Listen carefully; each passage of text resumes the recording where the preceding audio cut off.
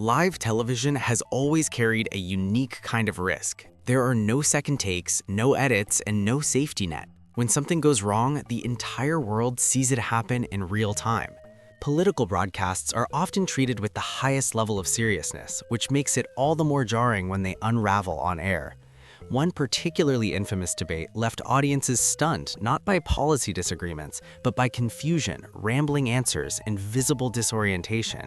With dealing with everything we have to do with, look, if we finally beat Medicare.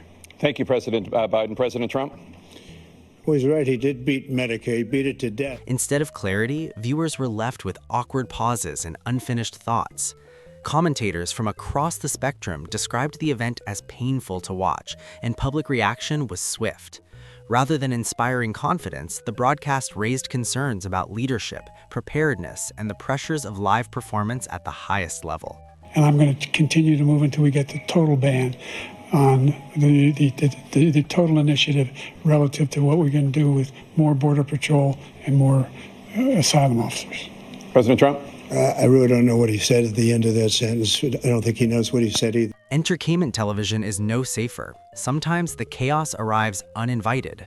A well-known actor once appeared unannounced on a live political program after an evening of heavy indulgence. I think you're doing great. Do you remember? You're doing great, and when he said, would you come? It wasn't a question. What followed was a surreal sequence of slurred commentary, physical stumbling, and visible discomfort from the hosts. The segment veered completely off track, but the audience response was oddly forgiving. Familiarity and charm softened what would otherwise have been a career-damaging appearance. Just did the Letterman show, then went to dinner, had oysters, rosé wine, red wine, duck, and red wine, green grass fed hanger steak, and then rushed here to do your show. Talk shows themselves have not been immune to failure. Senor Luigi, you look a little nervous. I'm very nervous. Have you had anything to eat today? No. First night, opening night jitters, huh? Yeah. One famous comedian was once handed a late-night platform with enormous expectations and an enormous budget. Unfortunately, charisma in films does not always translate to live hosting. The show struggled immediately, plagued by awkward interviews, failed jokes, and uncomfortable pacing. Despite the network's hopes, the program collapsed within weeks, becoming a cautionary tale about overconfidence and misplaced faith. Please. Sit down. Hey! If I knew you were going to be this enthusiastic, I would have rehearsed. Award shows meant to be polished celebrations have also delivered unforgettable missteps. Teen Award for Best TV Show is... During a live presentation, a television personality took one wrong step and vanished through a stage opening meant for performers. The fall shocked viewers, though the presenter emerged unharmed and even laughed about it later. While no injury occurred, the incident raised serious questions about safety planning and communication behind the scenes.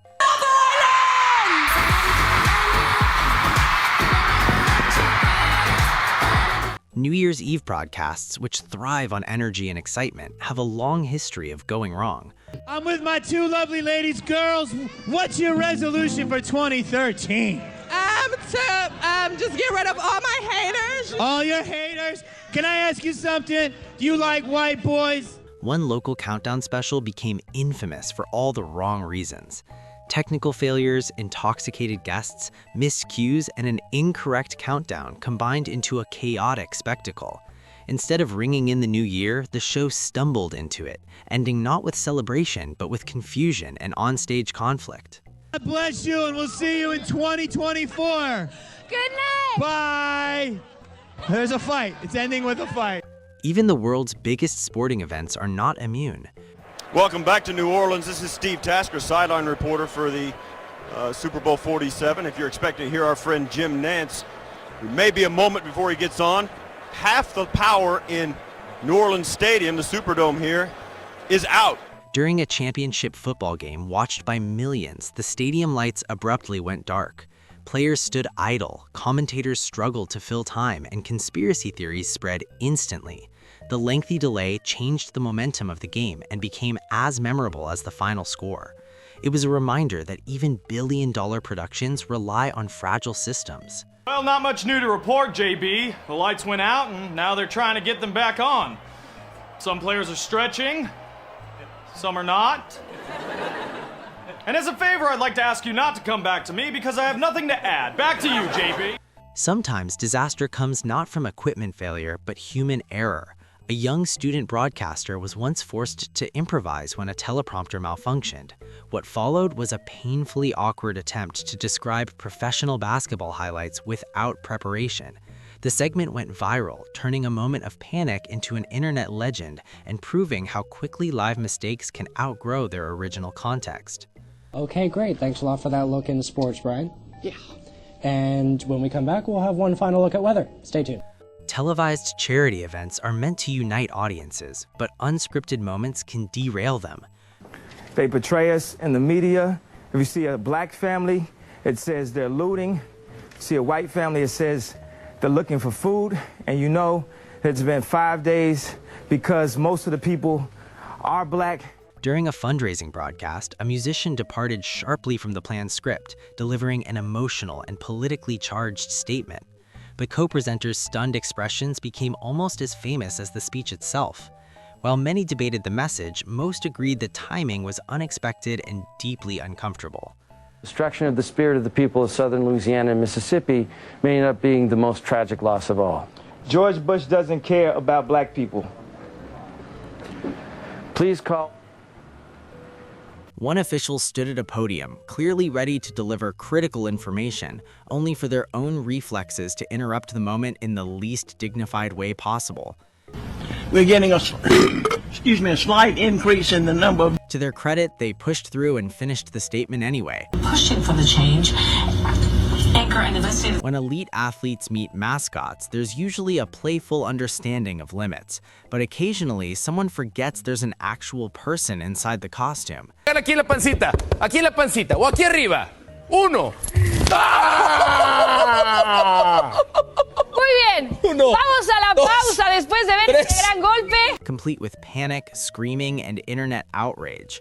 Rumors spread instantly, injuries were exaggerated, and only later did officials clarify that everyone walked away unharmed, or at least unharmed enough to avoid legal paperwork. Imagine waiting all night for a countdown to midnight, surrounded by noise, lights, and anticipation, only for an intrusive interruption that completely kills the vibe. 5, 4, 3.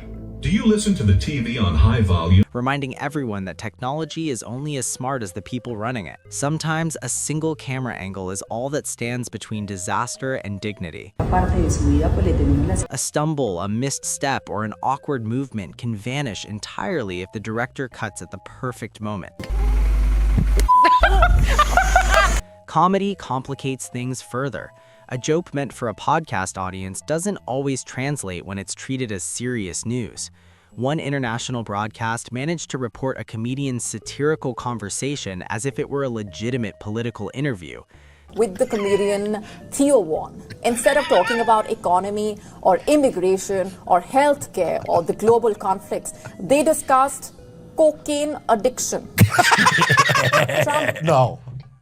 Did you really? Yeah. Live cameras are unforgiving. They catch people in moments they assume are private. Political mouth has also suffered under live scrutiny. Not have an economic recovery package, 500 million Americans lose their job.